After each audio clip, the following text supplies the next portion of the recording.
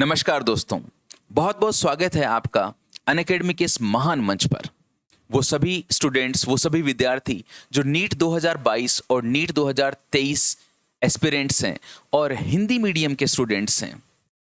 Hindi medium के students, उन लोगों के लिए, उन सभी बच्चों के लिए एक बहुत ही प्यारा सा गिफ्ट है अनअकैडमी की तरफ से। आप लोग जानते हैं कि Unacademy is the perfect study partner for the NEET UG, और वो नीट यूजी के हर एक एस्पिरेंट का बहुत ज़्यादा ख्याल रखता है। और अब हिंदी मीडियम के स्टूडेंट्स के लिए भी लेकर आया है वो एक बहुत ही प्यारा सा platform. Good news for all of you. Hindi माध्यम के सभी विद्यार्थियों के लिए, अगर आप लोग नीट 2022 और 2023 की तैयारी करना चाहते हो और बेस्ट रैंक हासिल करना चाहते हो, तो अब अनअकैडमी आप लोगों के लिए हिंदी में भी अवेलेबल है। मैं हूं अरुण प्रकाश गौड़, आपका फिजिक्स एजुकेटर, जो लेकर जाएगा आपको आपकी मंजिल तक। फिजिक्स से संबंधित जो भी आपकी जिम्मेदारी है वो आज से मेरी है। ओके, सबसे पहले कुछ इंपॉर्टेंट अनाउंसमेंट करता हूं और फिर और बातें करेंगे और एक बहुत ही प्यारा सा टॉपिक पढ़ेंगे। सबसे पहले मैं आपको बताता हूं कि अनअकैडमी के कुछ नए बैचेस स्टार्ट हो रहे हैं प्लस प्लेटफॉर्म पर, जिनमें 22 ऑफ सितंबर से स्टार्ट हुआ है मेडिको बैच, जिसमें इंडिया की बेहतरीन फैकल्टीज पढ़ा रही हैं। एम्स रैंकर्स बैच 2.0 ये स्टार्ट हुआ है 27 ऑफ सितंबर से, जिसमें मिस्टर अमन सिंह, डॉक्टर आनंद मणि और दुष्यंत सिंह पढ़ा रहे हैं। इसके अलावा मास्टर्स बैच स्टार्ट हुआ है 22 सितंबर से। और एक और खास बात मैं आपको बताना चाहता हूं कि नीट यूजी के लिए मेगा कॉम्बैट इज बैक। जी हां, इसकी बहुत ज़्यादा डिमांड थी और ये बच्चों के लिए पहले भी बहुत ज़्यादा यूजफुल रहा था, और ये अब आप लोगों के लिए वापस लौट कर आया है। इसमें खास बात यह है कि आपको 10 करोड़ से ज़्यादा की स्कॉलरशिप मिलेगी और एक बहुत ही अच्छे लेवल का कंपटीशन मिलेगा, क्योंकि इतने सारे स्टूडेंट्स इस एग्जाम को देते हैं कि आप अपनी रैंक को जज कर सकते हो, अपनी परफॉर्मेंस को जज कर सकते हो। इसमें आपको 60 मिनट्स में 28 क्वेश्चन सॉल्व करने होते हैं and guaranteed discount for all test takers. Okay, अगर आप ये टेस्ट देना चाहते हैं तो आप ध्यान रखिएगा, आप गौड़ सर कोड यूज करके इसमें एंट्री ले सकते हैं। ठीक है, एक और खास बात मैं आपको बताना चाहता हूं अनअकैडमी के जो मैजिकल सब्सक्रिप्शंस हैं उनके बारे में। अनअकैडमी के दो बहुत मैजिकल सब्सक्रिप्शंस, एक तो प्लस और एक आइकॉनिक। सबसे पहले आपको बताता हूं मैं प्लस के लिए बारे में। अगर आप प्लस पे 12 मंथ का सब्सक्रिप्शन लेते हैं तो आपको मात्र 3,208 रुपए पर मंथ के अंदर इसकी कॉस्ट पड़ेगी। अगर आप लोग ये प्लस का सब्सक्रिप्शन लेते हैं तो आप गौड़ सर रेफरल कोड का यूज करते हैं तो आपको 10% डिस्काउंट भी मिलेगा। ओके, ध्यान रखना, this is a limited period offer on 12 and 24 month plan. 24 month का जो प्लान है वो आपका पर मंथ 2,333 रुपए का होगा। अच्छा, अगर आपको कोई भी फाइनेंशियल असिस्टेंस चाहिए, किसी भी प्रकार की कोई हेल्प चाहिए, तो आप हमें इस नंबर पे कॉल कर सकते हैं मंडे से लेकर सैटरडे के बीच में, सुबह 10 से 7 के बीच।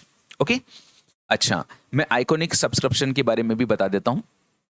ये थोड़ा सा और ज़्यादा इंटरेक्टिव सब्सक्रिप्शन है, जिसमें प्लस वाली सारी सुविधाएं तो अवेलेबल होती ही होती हैं, लेकिन इसके अंदर 1-to-1 लाइव मेंटरशिप होती है।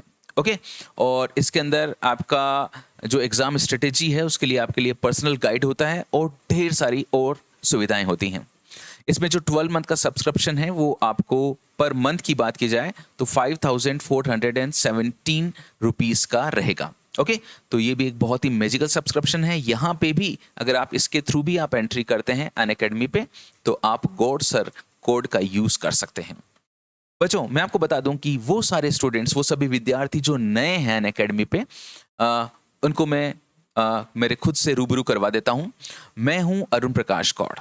ओके, अरुण प्रकाश गौड़ अभी आपकी जिंदगी का बहुत इंपॉर्टेंट नाम है, क्योंकि आपकी फिजिक्स की गाड़ी का ड्राइवर मैं ही हूं। मैं हूं फिजिक्स एजुकेटर और जिसको इस फील्ड में हो चुके हैं 20 साल। और ये साधारण से 20 साल नहीं है, ये बहुत ही सक्सेसफुल 20 साल हैं, जिसके अंदर मेरे हजारों स्टूडेंट्स आज इंडिया के लगभग हर मेडिकल कॉलेज में पढ़ चुके हैं और पढ़ रहे हैं। मेरे स्टूडेंट्स ने अभी तक नेशनल और स्टेट लेवल पे बहुत बार टॉप रैंक्स हासिल करी हैं और अगला नंबर आपका है। ओके, आपको फिजिक्स के कंसेप्ट्स और न्यूमेरिकल सॉल्विंग टेक्निक्स बताने की पूरी जिम्मेदारी अब मेरी है, और मेडिकल कॉलेज की दहलीज तक ले जाके ही अब हम लोग दम लेंगे अनअकैडमी के इस महान प्लेटफॉर्म पर। ओके, तो शुरू करते हैं आज का सिलसिला, हमारी पढ़ाई का सिलसिला। नीट 2022 अगर आप क्रैक करना चाहते हैं एंड 2023 क्रैक करना चाहते हैं तो आपको पता है कि आपको एनसीईआरटी से होते हुए जाना पड़ेगा। एनसीईआरटी में मैं आपको बता देता हूं कि 11th क्लास के अंदर फिजिक्स की, भौतिकी की 2 बुक्स हैं और इसी तरह से 12th क्लास में भी 2 बुक्स हैं और इन पूरी बुक्स का कंटेंट करने की जिम्मेदारी हमारी। ओके, अगर इनको बढ़िया से कर लिया तो लाइफ होगी आपकी जिंगा लाला। सबसे पहले मैं आपको बताना चाहूंगा आज कौन सा टॉपिक हम लोग पढ़ने वाले हैं। आज का टॉपिक जिसको हम लोग स्टडी करेंगे, जिसका अध्ययन करेंगे, वो है गुरुत्व के अधीन गति। ये एक बहुत ही इंपॉर्टेंट टॉपिक है जिसमें से नीट के अंदर ढेर सारे सवाल पूछे जाते हैं। गुरुत्व की अधीन गति बच्चों, इसको मैं समझाने की कोशिश करता हूं आपको। आखिर ये होता क्या है? जैसे आपके पास में कोई भी गेंद है, जब आप गेंद को या कोई भी ऑब्जेक्ट है उस ऑब्जेक्ट को छोड़ देते हो, जैसे मेरे पास ये मार्कर है, अगर मैं इसको छोड़ देता हूं तो छोड़ने पर क्या होगा? ये फ्री फॉलिंग होगा, इसका ये नीचे आएगा, मुक्त रूप से नीचे गिरेगा। ओके, क्यों गिरेगा? क्योंकि आप लोग जानते हो कि इस दुनिया की कोई सी भी वस्तु हो, जब उसको मुक्त रूप से छोड़ दिया जाता है तो वो गुरुत्व के अधीन करती करती हुई नीचे की तरफ आती है, क्योंकि उस वस्तु को पृथ्वी अपनी तरफ खींचती है। ओके, जैसे ये हमारी पृथ्वी है और यहां पर अगर आपने किसी भी वस्तु को छोड़ दिया है, छोड़ देने का मतलब होता है उस वस्तु को प्रारंभिक वेग कितना दिया है आपने? 0। अगर मैं प्रारंभिक वेग को u बराबर 0 से रिप्रेजेंट करता हूं तो कण का प्रारंभिक वेग 0 है और वो गुरुत्व के अधीन गति कर रही है और नीचे आके हमारी पृथ्वी से टकराती है एक निश्चित वेग के साथ। हम इसी कण की गति का अध्ययन आज करने वाले हैं। टॉपिक है मुक्त रूप से गिरती हुई वस्तु की गति। ये एक वस्तु है जिसको आप लोगों ने मुक्त रूप से छोड़ दिया है। इस वस्तु का जो प्रारंभिक वेग है प्यारे बच्चों, ये प्रारंभिक वेग है 0, 0। अर्थ इसको अपनी तरफ खींच रही है, पृथ्वी इसको अपनी तरफ खींच रही है। आप लोग जानते हैं कि जो गुरुत्वीय त्वरण होता है, गुरुत्वीय त्वरण को हम लोग किससे रिप्रेजेंट करते हैं? जी से। गुरुत्वीय त्वरण का जो मान होता है वो 9.8 मीटर पर सेकंड स्क्वायर होता है, लेकिन 9.8 को हम लोग अप्रोक्सीमेटली लगभग कितना ले लेते हैं? 10 मीटर प्रति सेकंड स्क्वायर। तो अगर कोई वस्तु इस तरह से गिर रही है तो ये मोशन अंडर ग्रेविटी कहलाता है, गुरुत्व के अधीन गति कहलाता है। ये वस्तु नीचे आ रही है और जैसे जैसे नीचे आएगी तो उसका वेग बढ़ता जाएगा। क्यों बढ़ता जाएगा? क्योंकि नीचे की तरफ क्या लग रहा है? गुरुत्वीय त्वरण। त्वरण का मतलब होता है वस्तु के वेग में कितनी तेजी से वृद्धि हो रही है। तो पहली बात u बराबर 0 है।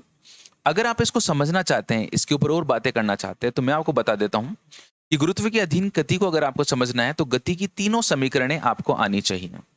गति की 3 समीकरणें, ये समीकरणें बहुत इंपॉर्टेंट हैं। मैं आपको बता देता हूं कौन कौन से समीकरण हैं। पहली समीकरण होती है v बराबर u प्लस at। दूसरी होती है s बराबर ut plus half at square. और तीसरी समीकरण होती है v स्क्वायर बराबर u स्क्वायर प्लस 2as। यहां पे हर एक सिंबल का मीनिंग आपको पता होना चाहिए। u बराबर होता है प्रारंभिक वेग। u क्या है बच्चों? प्रारंभिक वेग है। अच्छा, v क्या है? v है अंतिम वेग। a क्या है? त्वरण। t क्या है? समय। अगर आप हर एक सूत्र के अंदर ये देखते जाते हैं कि कौन सी चीज क्या है, तो आपको पता चल जाता है सवाल को पढ़ के कि कौन कौन सी चीजें हमको दी हुई हैं और क्या चीज हमें निकालनी है। अच्छा, जो s है वो यहां पर विस्थापन है। ये देखो, ये सारी चीजें मैंने आपको बता दी कौन सी चीज क्या है। और अब एक एक समीकरण का उपयोग करते हुए हम लोग आगे बढ़ेंगे। कोई भी जो क्वेश्चंस हम लोग करेंगे इसके, तो चिन्ह परिपाटी बहुत इंपॉर्टेंट है। साइन कन्वेंशन, चिन्ह परिपाटी, चिन्ह बहुत इंपॉर्टेंट है कि कैसे चिन्ह लेने हैं। जैसे इसके लिए 2 रूल्स होते हैं, 2 नियम होते हैं, वो मैं आपको बताता हूं। कि पहला नियम यह है कि कोई भी सदिश जो नीचे से ऊपर की ओर, जो नीचे से ऊपर की ओर नापा जाएगा, नीचे से ऊपर की ओर नापा जाएगा, धनात्मक लिया जाएगा। ठीक है? इसका मतलब आप समझे कि कोई भी सदिश जो नीचे से ऊपर की तरफ मेजर किया जा रहा है, मतलब मैंने नीचे से नापना शुरू किया और मैं ऊपर की तरफ जा रहा हूं, ऐसे क्या हूं, ठीक है? तो इसको क्या मानोगे आप? धनात्मक, पॉजिटिव माना जाएगा। This is positive. ओके, इसी तरह से दूसरी बात कि अगर कोई भी सदिश जो ऊपर से नीचे की तरफ मेजर किया जाएगा, कोई भी सदिश, भाई देखो अब आपको अपने आप समझ में आ गया हो कि भाई नीचे से ऊपर वाला पॉजिटिव है तो ऊपर से नीचे वाला नेगेटिव होगा ना, ऋणात्मक। कोई भी सदिश जो ऊपर से नीचे की तरफ, जो ऊपर से नीचे की तरफ नापा जाएगा, ऋणात्मक लिया जाएगा। उसका जो चिन्ह है वो कैसा लिया जाएगा? ऋणात्मक लिया जाएगा, नेगेटिव। बस यही दो बातें इंपॉर्टेंट। एक बार फिर से बताता हूं, कोई भी सदिश को जब नीचे से ऊपर की तरफ नापोगे तो पॉजिटिव लेना है, ऊपर से नीचे की तरफ नापोगे तो नेगेटिव लेना है। अभी देखो, आपको एग्जाम्पल देके बताता हूं तो आपको पता चलेगा। पहला सूत्र निकालने जा रहे हैं, ध्यान से, है ना। किसी क्षण पर वस्तु का वेग ज्ञात करना। आपको क्या करना है? आपको करना यह कि मेरे साथ मेरी बातों को बहुत ही ध्यान से सुनना है, बहुत ही ध्यान से। और उसके बाद में जो क्लास की जो पीडीएफ होगी वो अपना जो टेलीग्राम चैनल है, उस टेलीग्राम चैनल के ऊपर मैं भेज दिया करूंगा। ओके, वहां से आपको बढ़िया प्रॉपर नोट्स बना लेना है। अभी तो पूरा फोकस आप इस चीज पर रखो कि जो मैं बता रहा हूं उस चीज को समझो। किसी क्षण पर वस्तु का वेग ज्ञात करना। देखो कैसे ज्ञात करेंगे। ये u बराबर 0 है, यहाँ पे समय कितना है? t बराबर 0। जब ये गेंद नीचे आई तो माना कोई समय लिया मैंने t, और मेरे को t समय के ऊपर यहाँ पर वेग चाहिए। देखो मैंने 4 ऑप्शंस भी दे दिए हैं। आप लोग क्या करो, साथ साथ में कमेंट बॉक्स में इसका आंसर भी लिखते जाओ, ठीक है, अगर आपने निकाल लिया है तो। और बाकी मैं तो सॉल्व कर ही रहा हूं कि मैंने कण को छोड़ा है, प्रारंभिक वेग कितना, उसका 0। t समय के ऊपर जैसे जैसे नीचे जाएगा आपको पता है कि इसका वेग बढ़ेगा। इसका वेग क्या होगा ये निकालना है। देखो प्रारंभिक वेग दिया हुआ है, अंतिम वेग अपन को चाहिए। अच्छा, तो कौन सी समीकरण का यूज करना चाहिए? बिल्कुल सही, पहले समीकरण का, v बराबर u प्लस at। चलो बच्चों, कण को मुक्त रूप से छोड़ा है तो प्रारंभिक वेग कितना है? 0। ओके, अब बात आती है त्वरण की। त्वरण किधर होता है बच्चों, बताओ? गुरुत्वीय त्वरण किधर लगता है? नीचे की तरफ लगता है, नहीं लगता है? ऊपर से नीचे की तरफ लगता है गुरुत्वीय त्वरण। अगर ये नीचे की तरफ लग रहा है तो मैंने आपको बताया ना कि हर वो सदिश जो ऊपर से नीचे की तरफ नापा जाएगा वो बताओ धनात्मक होगा कि ऋणात्मक? बिल्कुल सही, वो होगा ऋणात्मक, क्योंकि जो ग्रेविटी होती है, जो गुरुत्व होता है, वो नीचे की तरफ होता है। तो ए बराबर लिखूंगा मैं g, लेकिन साथ में चिन्ह लगाऊंगा -g। ये मैंने -g लगा दिया और यहाँ पे समय लिख दिया t। तो मेरे प्यारे प्यारे बच्चों के पास में रिजल्ट आया v बराबर -gt। अच्छा, माइनस क्या शो कर रहा है बताओ? ये जो माइनस है, जो ऋणात्मक चिन्ह, वो क्या शो कर रहा है कि कण किधर जा रहा है? नीचे। कण का वेग किधर है? नीचे। तो पहला सूत्र निकल कर आया v बराबर -gt। तो उसका सही आंसर है आपका ए। Well done. चलिए जी, दूसरा टॉपिक है इसमें, किसी निश्चित समय में वस्तु के द्वारा तय की गई दूरी। ओके, पहला क्या किया था कि t समय पर कण का वेग। अब करने जा रहे हैं निश्चित समय में वस्तु के द्वारा तय की गई दूरी। देखो t बराबर 0 पर मैंने छोड़ा, प्रारंभिक वेग कितना था? 0। अब ये भी पता चल गया कि त्वरण हमेशा -g लेना है, क्योंकि हमेशा ही नीचे होना है। तो एक निश्चित समय में, माना t समय में, कण के द्वारा तय की गई दूरी, मतलब कितना नीचे गिरा है। माना कण कितना नीचे गिरा? h। ओके, तो मेरे को इसके द्वारा तय की गई दूरी निकालनी है। प्रारंभिक वेग दिया हुआ है, समय दिया हुआ है। बताओ कौन सा समीकरण का यूज करूंगा? बिल्कुल सही पकड़े, दूसरी समीकरण का, है ना। दूसरी समीकरण क्या होती है? s बराबर ut प्लस हाफ at²। चलो, s क्या है? s क्या है? विस्थापन। विस्थापन होता है जो प्रारंभिक बिंदु और अंतिम बिंदु के बीच की डायरेक्ट दूरी। तो प्रारंभिक बिंदु ऊपर है, अंतिम बिंदु नीचे। ऊपर से किधर आ रहे हैं भाई? नीचे की तरफ। ऊपर से नीचे की तरफ आओगे तो बच्चों बताओ s को क्या लिखोगे? h लिखोगे, प्लस h लिखोगे कि -h लिखोगे? बिल्कुल सही, -h, क्योंकि ऊपर से नीचे की तरफ मेजर किया जा रहा है। u बराबर कितना है? 0। त्वरण कितना दिया हुआ है? -g। देखो साइन बहुत इंपॉर्टेंट है ना, चिन्ह बहुत इंपॉर्टेंट है। माइनस से माइनस काट दिया और h बराबर आया अपने पास में हाफ gt², 1/2 gt²। t समय में कितनी दूरी तय करेगा? इसका सूत्र आ गया h बराबर हाफ gt²। ओके जी, चलिए आगे बढ़ते हैं। वस्तु का उड्डयन काल ज्ञात करना। उड्डयन काल का मतलब होता है कि जैसे आपने वस्तु को यहां से गिराया और वस्तु यहां पर पहुंची, h हाइट गिरी है, तो यहां से लेकर यहां तक आने में समय कितना लगेगा। उड्डयन काल का मतलब होता है कितनी देर तक वो उड़ा, कितनी देर तक वो हवा में रहा। तो अभी देखो, अभी अभी मैंने आपको फॉर्मूला बताया था, h बराबर कितना होता है? Half gt²। ये बताया, तो t² बराबर कितना हो जाएगा? 2h/g। तो मेरा बच्चा क्या करेगा? t की वैल्यू लिखने के लिए √2h/g कर देगा। t बराबर आ गया आपका √2h/g।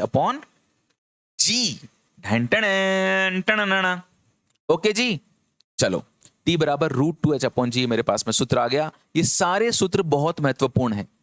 ये सारे सूत्र मिलकर ही आपकी सफलता की सीढ़ियां बनेंगे, ये तय मान के चलिएगा। चलिए जी, आगे बढ़ता हूं। एक विशेष ऊंचाई से गिरने पर वस्तु का वेग क्या होगा? देखो अभी तक मैं बहुत सारी बातें बता चुका हूं, सारे सूत्र लिखते जाना साथ साथ में शॉर्ट के अंदर, ठीक है। एक विशेष ऊंचाई से गिरने पर वस्तु का वेग ज्ञात करना। माना कि एक वस्तु जो है वो h ऊंचाई से गिरी है, तो जब h ऊंचाई से गिरी है तो यहाँ पर वेग क्या होगा? यारो थोड़ी देर पहले मैंने एक सूत्र करवाया था जिसमें मैंने आपको बताया था कि t समय के बाद में वेग क्या होगा। अब की बार t समय की बात नहीं हो रही, अब की बार हो रही कि ऊपर से नीचे की तरफ आ रहा है और एक निश्चित ऊंचाई गिर चुका है h, तो ये ऊंचाई गिरने में कितना समय लगेगा।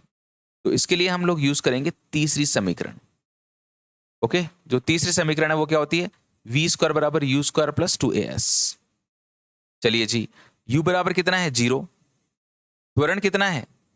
-g, ऊपर से नीचे की तरफ। विस्थापन कितना है? देखो ऊपर से नीचे की तरफ आ रहे हैं ना, तो क्या लगाओगे? -h। तो माइनस और माइनस प्लस क्या हो जाएगा? तो ये कितना हो जाएगा? 2gh।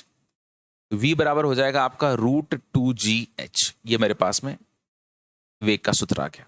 ओके, अच्छा चलो, अभी तक जो भी मैंने आपको बातें बताई है मैं सारे सूत्र बता देता हूं। पहली बात कि किसी भी कण को जब मुक्त रूप से छोड़ोगे तो प्रारंभिक वेग कितना होगा? 0। दूसरी बात, कण का त्वरण कितना होगा? -g।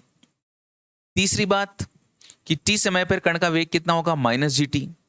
चौथी बात, t समय में कितनी ऊंचाई गिरेगा? ½ g t²। पांचवी बात, उड्डयन काल कितना होगा? √2h/g। छठी बात, h ऊंचाई गिरने पर इसकी चाल कितनी होगी? √2gh। देखो भाई 6 फॉर्मूले करवा दिए हैं, 6 सूत्र करवा दिए हैं और पता भी नहीं चला। ओके, मजा आ रहा है ना? बस मजा ही आना चाहिए जिंदगी के अंदर। चलिए जी, एक खास बात मैं आपको और बताता हूं यहां पर आगे बढ़ने के पहले, और वो बात है एक सवाल है, एक क्वेश्चन है, आप लोग मेरे साथ में सॉल्व कर सकते हैं। क्वेश्चन ये है कि जब ये कोई कण मुक्त रूप से गिरता है तो गिरने के बाद पहले, दूसरे और तीसरे सेकंड में तय की गई दूरी का अनुपात क्या होगा? ये बहुत ही इंपॉर्टेंट रिजल्ट है। मतलब ओके, मैं पूरा सॉल्व करके दिखाऊंगा, लेकिन इसका रिजल्ट आप लोगों को याद रखना है। देखो, कण के द्वारा पहले सेकंड में, जैसे आपने कण को छोड़ दिया गिरने के लिए, ये t बराबर 0 है। कण जब गिरा तो 1 सेकंड में, मान लीजिए 1 सेकंड में ये गिरा h1। 1 सेकंड में कितना गिरा? h1। अच्छा, फिर ये है 2 सेकंड पर कण और ये है t बराबर 3 सेकंड पर कण। 1 सेकंड में कण कितना गिरा? h1। उसके बाद में दूसरा सेकंड कौन सा होता है बच्चों? पहले सेकंड और दूसरे सेकंड के बीच का जो टाइम इंटरवल है ना, ये जैसे आपको बोला जाएगा भाई दूसरी क्लास कौन सी थी? बताओ दूसरी क्लास कौन सी थी? दूसरी क्लास वो थी कि जब आपकी कक्षा 1 का रिजल्ट आया था। ये आपकी कक्षा 1, जब आप कक्षा 1 में थे और आपका जब रिजल्ट डिक्लेयर हुआ था, उसके बाद में जो कक्षा चालू हुई थी वो कक्षा 2 थी। कक्षा 2 के एग्जाम होने तक जो था ये कक्षा 2 थी। अच्छा, तीसरी कक्षा कौन सी थी? कक्षा 2 का रिजल्ट आने के बाद की जो कक्षा थी वो कक्षा, ये समझ गए बात? तो ये कक्षा 1 का रिजल्ट आने के बाद में कक्षा 2, ये जो पूरा जो इंटरवल है ये पूरी कक्षा 2 थी। कक्षा 2 का रिजल्ट आने के बाद में जो चली थी वो तीसरी कक्षा थी। ये तीसरी कक्षा है। ओके, इसी तरह से सेकंड्स होते हैं कि ये पहला सेकंड है, ये दूसरा सेकंड है और ये तीसरा सेकंड है। तो दूसरे सेकंड में तय की दूरी h2 है, तीसरे सेकंड में तय की दूरी h3 है। अब मेरे को इनका अनुपात बताना है कि h1, h2 और h3 का अनुपात क्या होगा।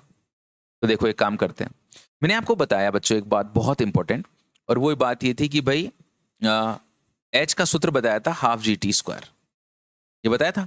तो अगर मेरे को 1 सेकंड में तय की दूरी निकालनी है तो मैं सूत्र लगाऊंगा। इसको मैंने पॉइंट A बोल दिया, इसको B बोल दिया, इसको C बोल दिया, इसको D बोल दिया। A से लेकर B तक, A से लेकर B तक कण कितना गिरा? h1, ½ g t²। t कितना है? 1 सेकंड। g/2, g का मान कितना होता है? 10/2 मतलब 5 मीटर। 5 मीटर गिरेगा ये 1 सेकंड में।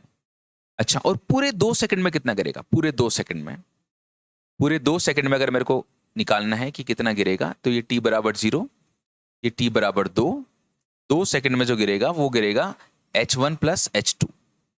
अब h1 प्लस h2 क्यों किया? देखो ये तो h1 है, ये 1 सेकंड में, और फिर अगले सेकंड में h2 है, तो पूरे 2 सेकंड में कितना गिरा?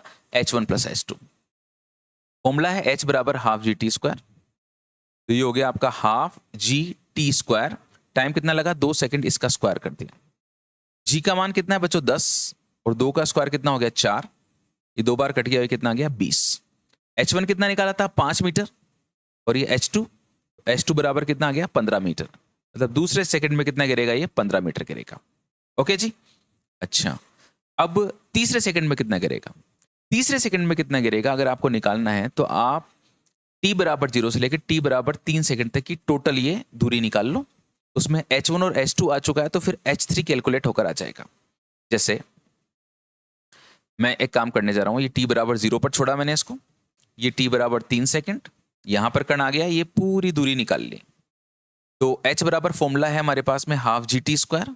तो जो टोटल ये जो दूरी है ये आई h1 plus h2 plus h3 बराबर half G T square. Time कितना है बच्चों? 3 सेकंड। इसका स्क्वायर कर दिया। h1 था मेरे पास में 5 मीटर, h2 था मेरे पास में 15 मीटर, h3 मेरे को चाहिए। g का मान होता है 10 और 3 का स्क्वायर होता है 9। इससे काट दिया 5 बार, ये हो गया आपका 45। h3 बराबर हो गया 45 माइनस 15 और 5 कितना होता है बच्चों? 20। तो ये हो गया आपका 25 मीटर। h3 का मान आ गया आपका 25 मीटर। ओके, तो अब मेरे बच्चों के पास में h1 भी है, h2 भी है और h3 भी है। तो ऑब्वियसली इनका अनुपात भी हमारे पास में होगा। ये 5, ये 15 और ये 45 है ना? 45 था ना? तो देखो ये कितना हुआ 5 के पाड़े में, ये 3 और 1 मिनट में देख लेता हूं, ये 45 ही था, ये 25 था, ये 25 था भाई, ये 25 था। ओके, 1 3 5। तो जो इनका अनुपात आया है वो कितना आया है? 1:3:5 आया है। तो हमेशा इस चीज को अपनी जिंदगी में गांठ बांध के रख लो कि पहले, दूसरे और तीसरे सेकंड में तय की गई दूरियों का जो अनुपात होता है वो 1:3:5 होता है। ठीक है ना? ये दूरी अगर h है तो ये इससे 3 गुना होगी और ये इससे 5 गुना होगी। ओके, अच्छा जी। आप देख रहे हैं अनअकैडमी का Hindi NEET UG channel exclusive. मैं हूं अरुण प्रकाश कौर। ठीक है जी, चलो फिर एक बात मैं आपको बताना चाहता हूं। नोट है ये, नोट ये है विशेष रूप से ध्यान देने वाली बात कि जितने भी सूत्र मैंने आपको बताए हैं केवल तभी लगाने हैं जब प्रारंभिक बिंदु वो लिया जाए जहां से कण को गिराया गया। मतलब हमेशा प्रारंभिक बिंदु में u बराबर कितना होना चाहिए? 0 होना चाहिए। इनिशियल वेलोसिटी, प्रारंभिक वेग जो है कण का, वो कितना होना चाहिए बच्चों? 0 होना चाहिए। अगर आप ये सारे फॉर्मूले लगाना चाहते हो जो मैंने आपको बताए हैं। जैसे एक सूत्र में एक सवाल करते हैं अपन लोग, है ना? सवाल ये है कि एक वस्तु को मुक्त रूप से छोड़ दिया गया है। मुक्त रूप से छोड़ दिया गया मतलब प्रारंभिक वेग 0 है। तो बताइए प्रथम आधी दूरी तथा शेष आधी दूरी तय करने में लगे समय का अनुपात क्या होगा? देखो, सबसे पहले सवाल को समझो कि जो टोटल हाइट है वो मान लीजिए h है। आपसे पूछा गया है कि प्रथम आधी दूरी मतलब ये h/2, इसको तय करने में जो टाइम लगता है मान लीजिए वो टाइम t1 है, और शेष आधी दूरी मतलब h/2, इसको तय करने में जो टाइम लगता है वो t2 है। तो मेरे प्यारे बच्चों से पूछा जा रहा है कि t1 और t2 का अनुपात क्या होगा? ओके, तो आइए करते हैं। अब हमारे पास हथियार तो पूरे हैं, अब उन हथियारों को हमको युद्ध भूमि में चलाना है। तो देखो, सबसे पहले मैं ए से लेकर बी तक समीकरण लगाना चाहूंगा। मुझे पता है कि किसी भी चीज को, अगर कोई भी वस्तु जब गिरती है मुक्त रूप से, तो टी सेकंड में वो जो दूरी तय करती है उसका फॉर्मूला होता है 1/2 g_t²। लेकिन ध्यान रहे प्रारंभिक बिंदु वो होना चाहिए जहां पे u बराबर 0 है। तो यहां से यहां तक जब ये गिरा तो कितना गिरा? h/2 हाफ जी, और टाइम कितना है? t1 का स्क्वायर। ये आ गई बात। अच्छा, ये देखो मैंने ऑप्शंस भी दे रखे हैं इधर, आप अपने करते जाइए क्वेश्चन को और उसके बाद में देख लीजिए कि मेरे से पहले आपका आंसर आ जाता है तो वेल एंड गुड। अच्छा, अब मेरे को लगाना है t2 निकालने के लिए। अगर t2 निकालने के लिए मुझे सूत्र चाहिए तो वो सूत्र मैं b से लेकर c तक नहीं लगाऊंगा। वो सूत्र लगाने के लिए मेरे को a से लेकर c तक लगाना पड़ेगा, क्योंकि मैंने आपको बताया कि प्रारंभिक बिंदु वो लेना है जहां पे u बराबर 0 है। तो मैंने समीकरण लगाई a से लेकर c तक। ओके, फॉर्मूला क्या है? h बराबर हाफ g_t²। तो h जो है पूरा यहां से यहां तक वो कितना है? कैपिटल H हाफ g, और टाइम पूरा ऊपर से लेकर नीचे तक जो टाइम है वो है t1 प्लस t2 का होल स्क्वायर। डन जी। बस हमारे पास दो समीकरणें आ गई हैं। तो पहली समीकरण तो आई h/2 बराबर हाफ g t1², और दूसरी आई h बराबर half g t1 plus t2 का होल स्क्वायर। अब दोनों इक्वेशंस का आपस में भाग लगा दीजिए, क्योंकि जिंदगी के अंदर अगर समस्याएं ज्यादा हो रही हों तो भाग लगाना पड़ता है। हाफ जी से हाफ जी कट गई, h से h कट गया, ये 1/2 बराबर t1 upon t1 plus t2 का होल स्क्वायर। ठीक है, अब दोनों तरफ रूट लगा दीजिए। तो रूट लगाएंगे तो क्या होगा, 1/√2 बराबर T1 upon T1 plus T2। अब इधर को, इसको इधर ले जाओ, इसको इधर ले जाओ। T1 प्लस T2 बराबर हो जाएगा √T ऑफ T1। T2 बराबर हो जाएगा √T of T1 minus T1। T2 बराबर √2 माइनस 1 इंटू T1। प्यारे प्यारे नन्हे मुन्ने सुंदर सुंदर बच्चों, वो बच्चे जो आने वाले समय में हिंदुस्तान के बेहतरीन डॉक्टर्स बनने वाले हैं, ये T1 और T2 का अनुपात आ गया। ये आपका आंसर है, ये आपका उत्तर है। ओके, तो एक बार मैं आपको फिर से बता देना चाहता हूं कि आज मैंने आपको कौन कौन से सूत्र कराए। आज मैंने आपको करवाया मुक्त रूप से गिरती वस्तु की गति, और इसके लिए u बराबर 0 होता है, त्वरण इसका -g होता है, चिन्ह का बहुत इंपॉर्टेंट है, ऊपर से ले नीचे की तरफ नापा गया हर दूरी, हर चीज, हर भौतिक राशि माइनस में, और नीचे से ऊपर की तरफ नापी गई प्लस में।